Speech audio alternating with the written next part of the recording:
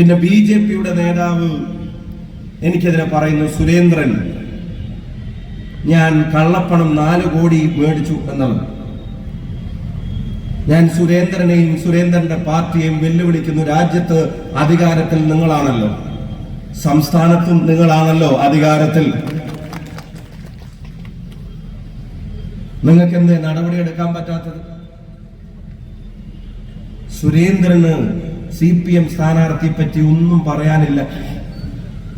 BJP സ്ഥാനാർത്ഥിക്ക് CPM സ്ഥാനാർത്ഥിയെ പറ്റി ഒന്നും പറയാനില്ല. സുരേന്ദ്രൻ ഉന്നയിക്കുന്ന ആരോപണങ്ങളുടെ ലൗഡ് സ്പീക്കർ ആരാ? സുരേന്ദ്രൻ ഉന്നയിക്കുന്ന ആരോപണങ്ങളുടെ ലൗഡ് സ്പീക്കർ ഇവിടുത്തെ BJP നേതാക്കന്മാരല്ല.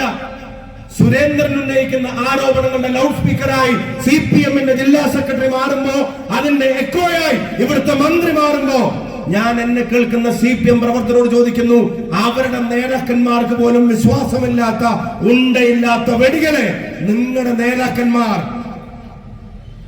നേതാക്കന്മാർ ഈ കേരളത്തിന്റെ പൊതുസമൂഹത്തിന് മുമ്പിൽ, പാലക്കാട്ടെ പൊതുസമൂഹത്തിന് മുമ്പിൽ എടുത്തിട്ട് അണിയുന്നത് എന്തിനാ? നിങ്ങൾ അതിന്റെ എക്കോ ആവുന്നത്? നിങ്ങൾ എന്തിനാ അതിന്റെ ലൗഡ് സ്പീക്കർ ആവുന്നത്? ഒന്ന് ആലോചിച്ച് നോക്ക്. കഴിഞ്ഞ ദിവസം ഉരുളേട്ടൻ പറഞ്ഞുകൊണ്ട് ഞാൻ അതിലേക്ക് ദീർഘമായിട്ട് കടന്നു പോകുന്നില്ല. കഴിഞ്ഞ ദിവസം ഹോട്ടലിലുണ്ടായ നാടകത്തിലും എന്തിനാ യുവമോർച്ചയുടെയും DYFIയുടെയും സംഘനൃത്തം കേരള പോലീസ് ഒരു റെയ്ഡ് ആരംഭിക്കുമ്പോ, കോമ്പൗണ്ട് ക്ലോസ് ചെയ്യാതെ ഒരു റെയ്ഡ് ആരംഭിക്കുമ്പോ അതിന്റെ ഗേറ്റ് അടക്കാതെ, അതിന്റെ വാതിലടക്കാതെ യുവമോർച്ചക്കാരനെയും BJP സ്ഥാനാർത്ഥിയെയും DYFIക്കാരനെയും അകത്ത് കയറ്റി അവരവിടെ ഒരുമിച്ച് സംഘനൃത്തമാടാനുള്ള കമ്മ്യൂണിക്കേഷൻ ആരാ BJPക്ക് കൊടുത്തത്? ഭരിക്കുന്നത് CPM-ന്റെ പോലീസ് ആണെങ്കിൽ ആരാ അത് BJPക്ക് വിവരം കൊടുക്കുന്നത്? ആദ്യം അവിടെ വരുന്നത് കൈരളി ചാനലിന്റെ റിപ്പോർട്ടർ ആണെങ്കിൽ ആരാണ് യുവമോർച്ചക്കാർക്ക് വിവരം കൊടുക്കുന്നത്? ക്യാമറയുടെ മുന്നിലെ സീനിലെ സംഘർഷവും ക്യാമറയുടെ പുറകിലെ സീനിലെ ചർച്ചകളും അത് കേരളം മുഴുവൻ കണ്ടതല്ലേ? പാലക്കാട് മുഴുവൻ കണ്ടതല്ലേ?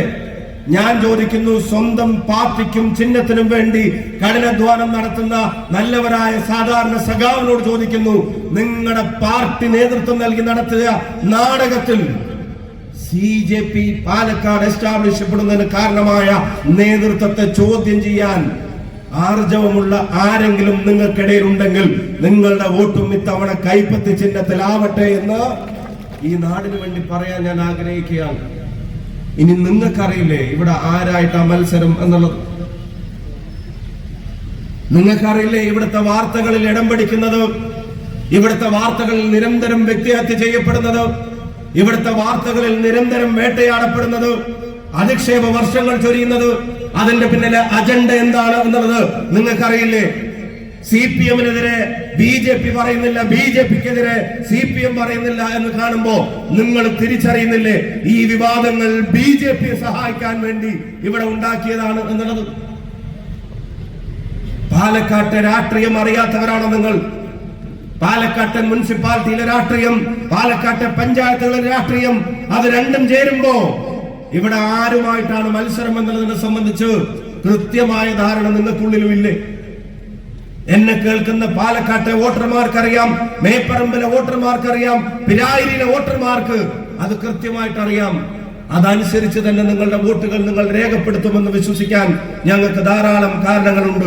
പാലക്കാട്ടെ ജനങ്ങളുമായി ഇടപഴകിയതിന്റെ അനുഭവം വെച്ചുകൊണ്ട് തന്നെ പറയുന്നു, 13 വർഷം നിങ്ങൾക്കിടയിൽ നടന്ന ഒരാളെന്നുള്ള നിലക്ക് പറയുന്നു, 3 തെരഞ്ഞെടുപ്പിൽ നിങ്ങളുടെ വോട്ടുകൾ കൊണ്ട് ജയിച്ച ഒരാളെന്നുള്ള നിലക്ക് പറയുന്നു, പാലക്കാട്ടുകാരന്റെ പെരുമാറ്റവും അവരുടെ വോട്ടിംഗ് പാറ്റേണും തമ്മിലുള്ള ബന്ധത്തെ ചെറുതായിട്ടെങ്കിലും മനസ്സിലാക്കിയ ഒരാളെന്നുള്ള നിലക്ക് ഉത്തരവാദിത്വത്തോടെ മേപ്പറം ബംഗാളിയിൽ നിന്ന് അടിയുറച്ച് നെഞ്ചിൽ കൈവച്ച് പറയുന്നു, രാഹുൽ മാങ്കൂട്ടത്തിൽ ഉജ്ജ്വല ഭൂരിപക്ഷത്തിന് പാലക്കാടിന്റെ MLA ആയിരിക്കുമെന്നുള്ള കാര്യത്തിന് നിങ്ങൾക്ക് ആർക്കെങ്കിലും സംശയങ്ങൾ ഏതും ഇനി ബാക്കിയുണ്ടെന്ന് ഞാൻ കരുതുന്നില്ല.